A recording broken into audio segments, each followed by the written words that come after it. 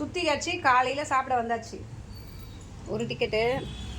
இந்த டிக்கெட் வந்து எங்கேயுமே போகாது. இங்கேயே தான் 2 மாதமாக டேரா போட்டுன்னு உட்காந்துக்குது. 2 மாதம் ஆகுது.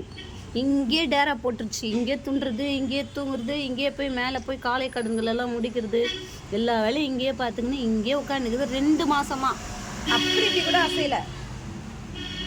இது ரோமியோ வந்து சாப்பிடுவான். சாப்பிட்டு வந்து கிளம்பிடுவான்.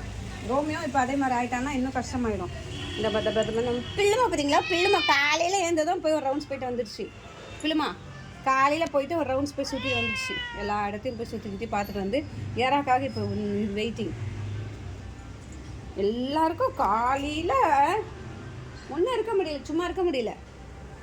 சரியான பயந்தாங்கொழி மட்டும் தான் இப்போ சைலண்ட்டாக உட்காந்துக்குது.